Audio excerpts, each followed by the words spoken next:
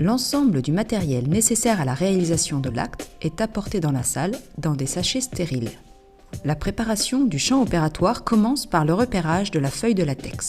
Le praticien marque au stylo le coin inférieur droit de la feuille de digue. Ici, le travail se fera sur la 45. Il repère sur le schéma l'emplacement de la dent causale.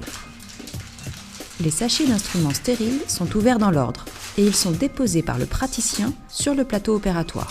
Il pose le plateau contenant sonde, miroir et précelle. Puis la pince en porte-pièce dite Ainsworth. La pince à crampons de Brewer,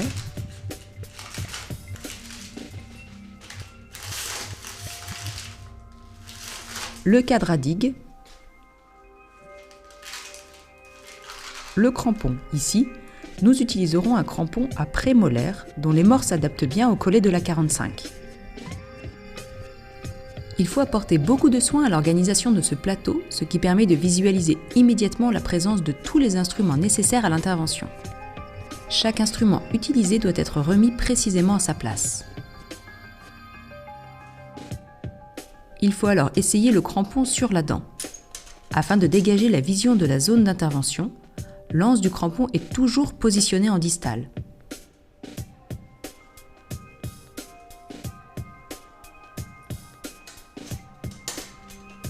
Une fois en place, on vérifie la stabilité avec les précelles en agissant sur l'anse.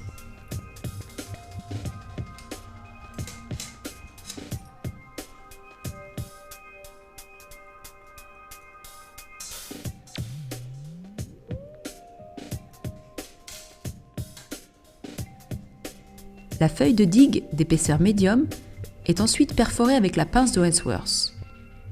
Cette pince en porte-pièce est manipulée d'un geste unique afin de réaliser un découpage uniforme de la perforation.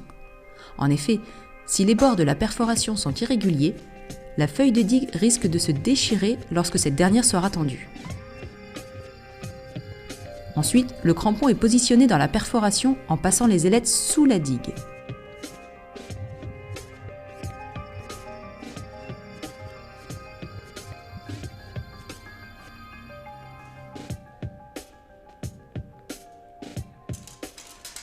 La pince de Brewer va écarter les morts du crampon et permettre de les maintenir en position ouverte grâce à son anneau de blocage.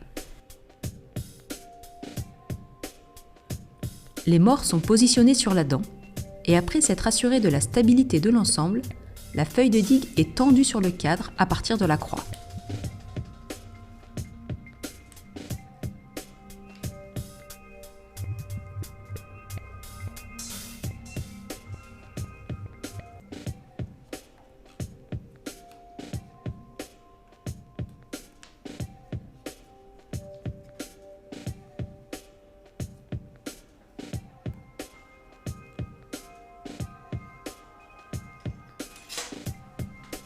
L'étanchéité est réalisée en passant la feuille de digue sous les ailettes du crampon en faisant attention à ne pas accrocher ou déchirer la feuille.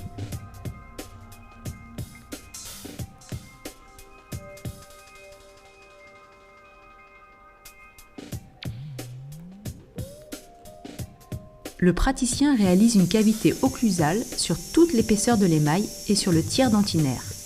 Il délimite la zone de préparation en fonction de la projection occlusale supposée de l'orifice canalaire. La cavité se prépare d'abord avec des instruments rotatifs diamantés à haute vitesse de rotation.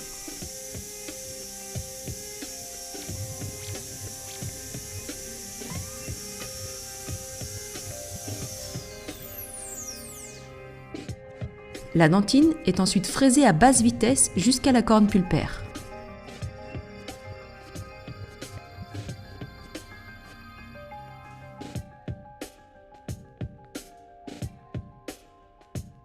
L'ouverture de la corne pulpaire est vérifiée à l'aide d'une sonde DG16.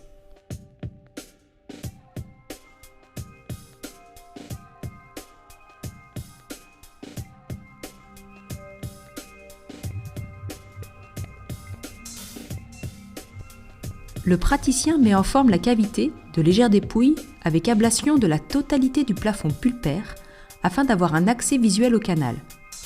On réalise ce travail avec une fraise multilame à pointe mousse en faisant attention à ne pas faire de méplat ou de perforation.